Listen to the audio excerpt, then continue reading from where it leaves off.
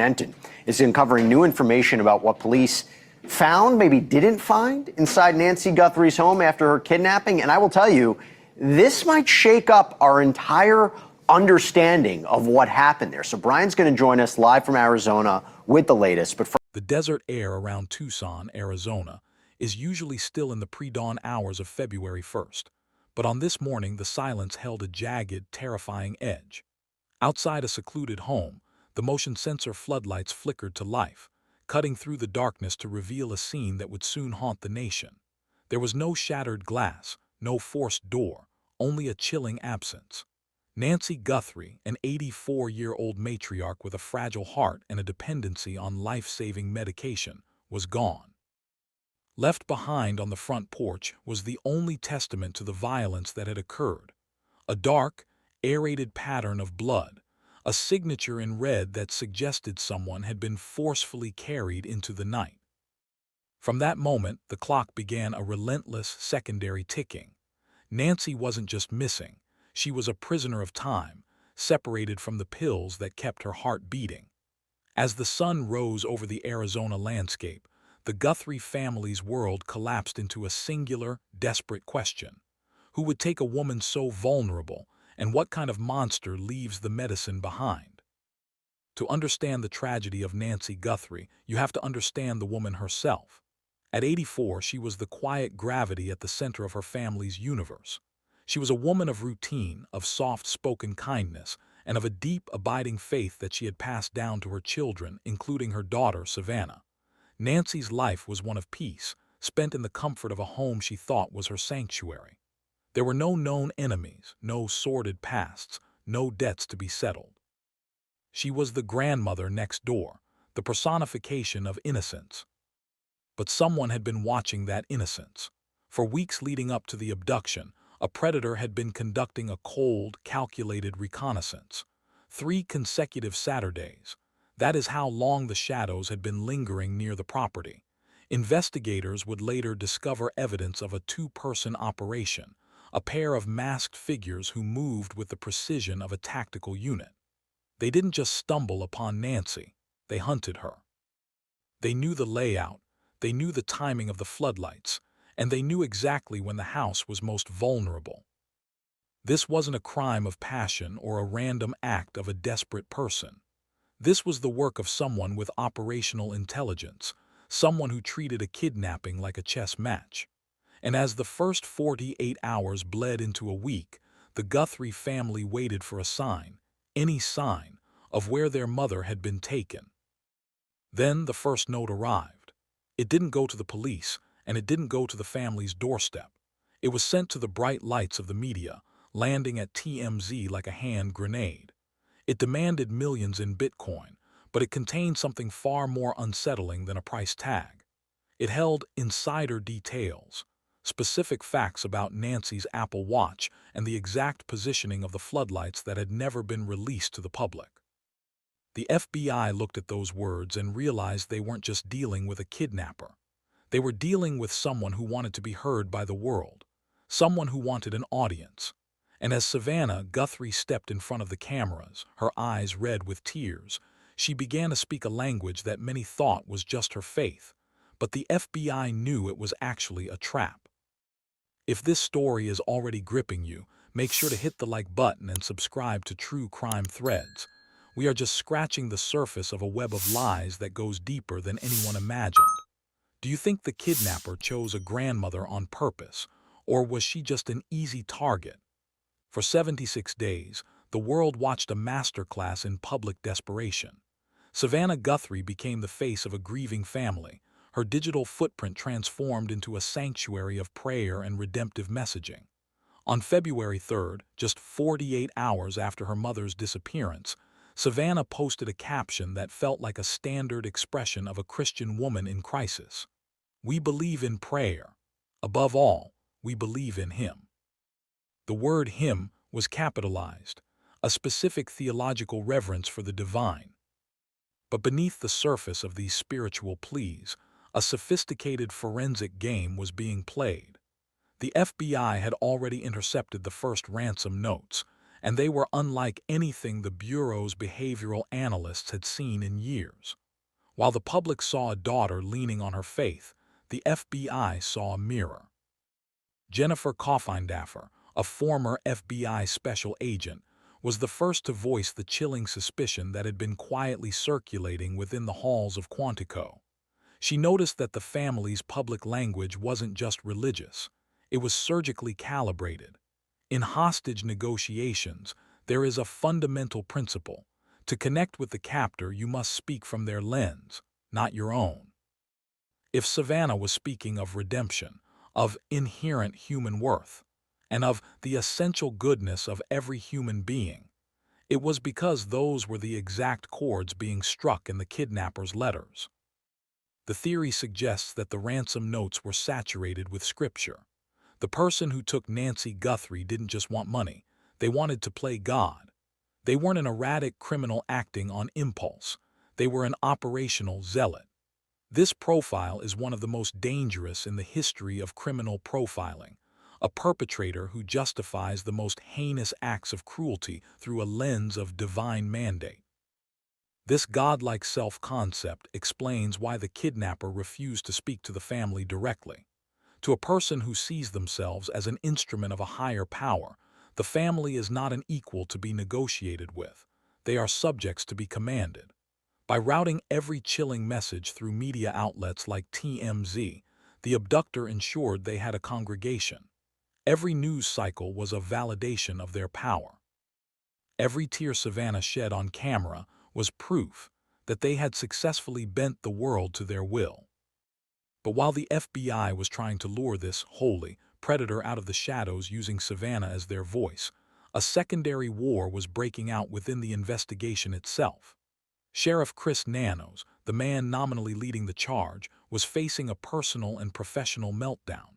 While federal agents begged for access to critical evidence, a glove found at the scene and DNA samples, Nanos did the unthinkable.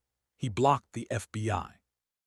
He bypassed the world-class laboratories at Quantico and sent the evidence to a private lab in Florida, a move that former federal officials described as a catastrophic delay in the pursuit of justice. As the sheriff battled a recall effort and a board of supervisors' inquiry into his own conduct, the lead on Nancy Guthrie's location began to grow cold. The investigation was fractured. The family was speaking in riddles designed for a monster. And Nancy, 84 years old and without her heart medication, was trapped in a reality where her captor believed her suffering was part of a grand, celestial plan.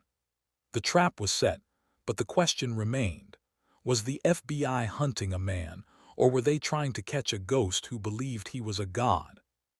The psychological profile emerging from the darkness of the Guthrie case was not a new phenomenon. It was a ghost from the annals of American crime. To understand the person holding Nancy, one must look back to 2002 to a man named Brian David Mitchell. Mitchell, who styled himself as a prophet named Emmanuel, snatched 14-year-old Elizabeth Smart from her bedroom at knife point. For 9 months, he held her captive, not through mere physical restraint, but through a suffocating shroud of religious justification. He told her she was blessed, that her abduction was the fulfillment of a holy calling, and that the Holy Spirit itself had opened her window to him. This is the Mitchell precedent, the terrifying intersection of operational intelligence and a godlike self-concept. Like Mitchell, the individuals who took Nancy Guthrie displayed a chilling level of competence. They didn't just wander onto the property, they executed a reconnaissance mission that lasted weeks.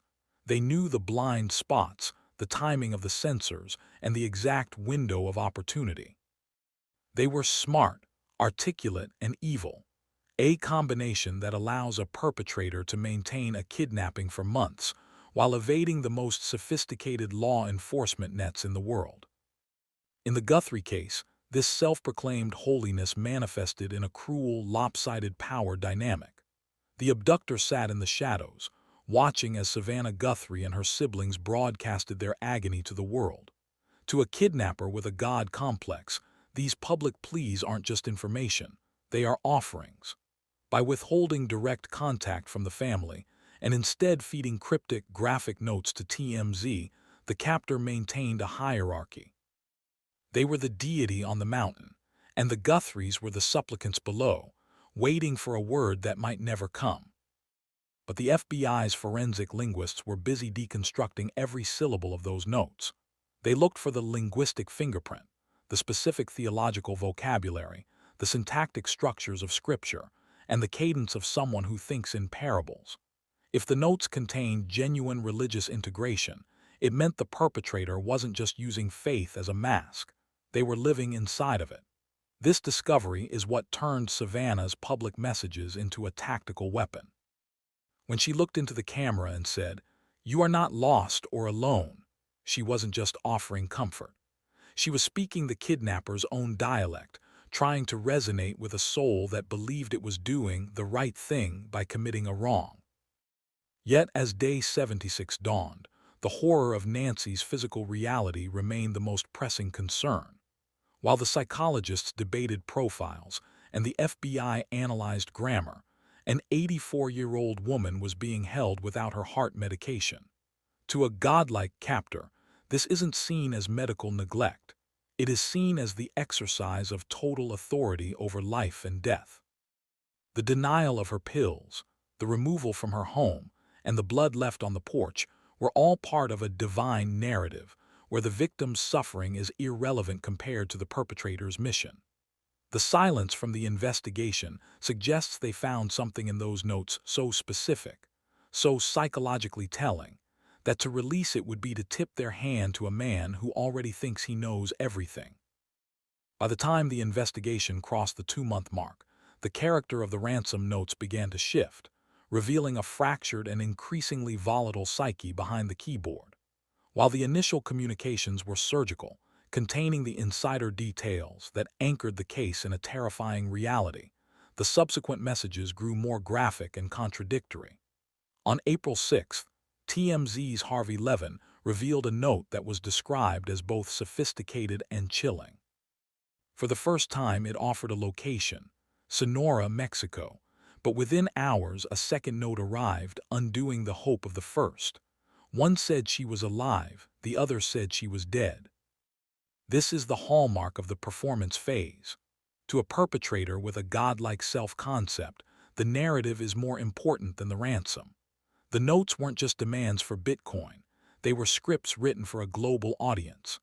The abductor began criticizing the FBI for their failure to pay, positioning themselves as the arbiter of justice, the one who had followed the rules of the exchange while law enforcement had failed. They weren't just a criminal in hiding. They were a judge sitting in high places, looking down on the incompetence of the Bureau. However, the FBI's silence in the face of these taunts was purposeful. While the abductor was busy performing for TMZ, federal agents were dissecting the digital trail that no amount of godlike arrogance could fully erase. They tracked the IP addresses and analyzed the cloaking software, even if they couldn't immediately break through the encryption. They knew that a person who needs an audience is a person who eventually makes a mistake. They were waiting for the god of this narrative to trip over his own ego. Meanwhile, the institutional friction back in Arizona reached a boiling point. The Pima County Board of Supervisors was no longer just asking questions. They were demanding accountability. Sheriff Nanos was caught in a pincer movement. On one side, a federal kidnapping investigation he had partially obstructed, and on the other, a recall petition fueled by 122,000 signatures of residents who felt the search for Nancy had been compromised by his personal scandals. The distraction was total. While the FBI was trying to engage in a high-stakes psychological chess match with a sophisticated abductor, the local lead was fighting for his political life. This dysfunction created a vacuum, and into that vacuum stepped the wildcards, the scammers and opportunistic trolls who began flooding the family with fraudulent notes. Savannah Guthrie eventually admitted to Hoda Kotb that she had to learn to distinguish the real voice of her mother's captor from the noise of the internet. It was a cruel refinement. The family had to become experts in the specific evil that had taken their mother just to know which threats to take seriously. On day 76, the investigation stood at a crossroads. The religious mirroring had been deployed, the digital traps were set, and the Mitchellesque profile was complete. But in the vast, unforgiving desert of the borderlands, Nancy Guthrie remained a captive in a story that her abductor was not yet finished writing. The investigation into the ransom notes led the FBI into a digital labyrinth that challenged even the most advanced forensic teams.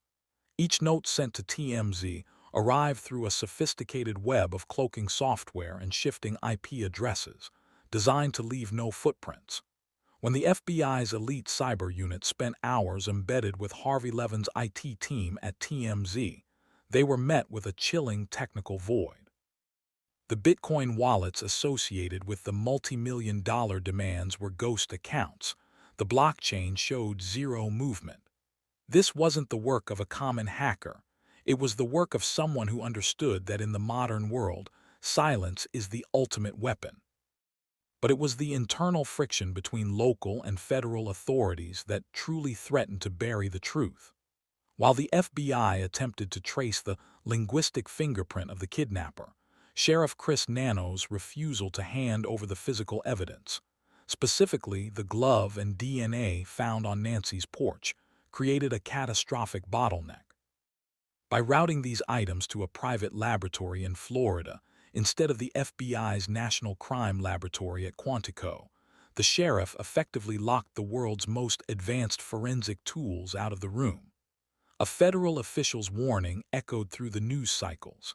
Any path that didn't leverage every available federal resource only served to prolong the family's agony. As the days turned into weeks, the focus shifted to the insider information that only the true kidnapper could have known. The details about Nancy's Apple Watch and the specific floodlight at her home became the anchor of the investigation. Savannah Guthrie's public admission that the family only responded to the notes containing these specific details confirmed a terrifying reality. The FBI had validated the kidnapper's identity early on. They knew which voice was real, and they were deliberately allowing Savannah to be the conduit for their response. Every time Savannah spoke of goodness and humanity, she was throwing a lifeline into the dark, hoping the person on the other end would recognize themselves in her words. Yet a darker theory began to emerge regarding the lack of direct contact. Why route everything through the media? Criminal profilers suggested that by using TMZ as a middleman, the abductor was ensuring that their divine mission was being witnessed by the largest possible congregation. They weren't just kidnapping a woman, they were hijacking the national consciousness. To them, the FBI and the Guthrie family were merely characters in a play they were directing. The fact that the kidnapper criticized the FBI in writing for not paying showcased a staggering level of arrogance, a belief that they were the ones setting the terms of engagement, while the authorities were merely failing to keep up. On day 76, the silence surrounding the case remains as heavy as the desert heat. The FBI continues to protect the full contents of the notes, not just to preserve evidence, but to keep the perpetrator in the dark about how much of their psychological profile has been unmasked. They are guarding the linguistic fingerprint with their lives, knowing that in a case built on lies and divine delusions, the only thing that can break the stalemate is the one truth the kidnapper hasn't realized he's already revealed. The investigation is no longer just a search for a missing woman. It is a siege of a mind that believes it is untouchable. As the search for Nancy Guthrie entered its 11th week, the investigation transformed into a silent war of attrition. The public-facing drama of Sheriff Nano's accountability crisis, the formal board inquiries, and the looming April 21st deadline for his written explanations served as a noisy backdrop to the quiet, surgical work being conducted by federal agents. While the sheriff was buried in paperwork regarding his own misrepresented history, the FBI's Behavioral Analysis Unit was deep into the linguistic archaeology of the two notes deemed authentic. These notes are the most guarded secrets in the American justice system today. Unlike the DNA or the car telematics data, which represent the mechanics of the crime, the notes are the only evidence produced after the fact, a direct window into the abductor's current state of mind. By keeping these documents under a total blackout, the FBI is effectively blindfolding the kidnapper. They are denying him the one thing a God-complex perpetrator craves: feedback. They want him to wonder if his divine messages were understood, or if his scripture-laden taunts were dismissed as the ramblings of a madman. This strategy of strategic silence is designed to create pressure. A person who sees themselves as holy and powerful cannot tolerate being ignored. History shows that when these types of perpetrators feel their audience is slipping away, they often escalate their communications, providing more details, more proof, and inevitably more mistakes. The FBI is waiting for that moment of ego-driven frustration, the moment the god of this story tries too hard to prove his existence. Behind the scenes, the friction over the Florida DNA results continues to simmer. The private lab results have remained as elusive as the kidnapper himself, leaving a gaping hole where a definitive federal profile should be. Yet, the forensic linguists have already built a shadow profile based on the syntax of the notes. They have noted the fluency of the religious language, checking whether the writer is someone who truly lives by a creed or someone merely wearing faith like a costume to manipulate the Guthries. Every choice made by the abductor, routing notes through Harvey Levin, using Bitcoin wallets that never move, and referencing specific home security features, points to a silent operator. This is someone who is technically proficient but psychologically loud. They are someone who enjoys the godlike sensation of watching a national news anchor like Savannah Guthrie plead for her mother's life, knowing that they are the only person on earth who can grant that prayer. As the investigation moves into its next phase, the focus isn't just on finding a location in Mexico or a hideout in the desert. It's about breaking the psychological fever of a man who believes he is answerable only to a higher power. On day 76, the FBI isn't just looking for Nancy. They are waiting for the prophet to slip up. The wait of 76 days is a burden that defies measurement. For the Guthrie family, every sunrise without Nancy is not just a mark of time, but a deepening of a wound that has been kept open in the public eye. The psychological warfare waged by the abductor has taken a profound toll, turning a private family tragedy into a national spectacle. While the FBI and forensic linguists analyze syntax and godlike profiles, the human cost remains centered on an 84-year-old woman whose only crime was being home on a Saturday night. The kidnapper has weaponized the family's own values against them. If the theory holds that Savannah's language was a mirror designed to catch a holy predator, then the family has been forced to inhabit a psychological space of forced forgiveness while their mother is being denied her very breath. The emotional response from Nancy's children has been a study in controlled agony. They have had to navigate a landscape where they cannot speak their true anger for fear of breaking the redemptive spell the FBI is trying to cast over the captor. They are trapped in a performance of hope, required to believe in the essential goodness of a person who has shown them only blood on a porch and demands for Bitcoin. As the investigation enters this haunting phase, the reflection on justice becomes more complicated. If the person responsible truly believes they are acting on a divine mandate, then the traditional levers of the law, punishment, prison, the threat of force, hold little weight.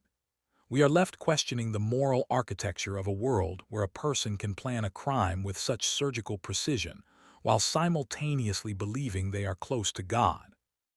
On day 76, as the Guthrie family continues to raise their voices in unison, the community is left to wonder. In a battle between a family's faith and a kidnapper's delusion, who will be the first to break? As we stand on the threshold of 76 days, the Guthrie case remains a chilling testament to the limits of modern justice and the depths of human delusion. We are left with the haunting image of an 84-year-old woman, a godlike predator lurking in the digital shadows, and an investigation fractured by political ego and institutional friction. The true crime tales of Nancy Guthrie is not just a story of a disappearance.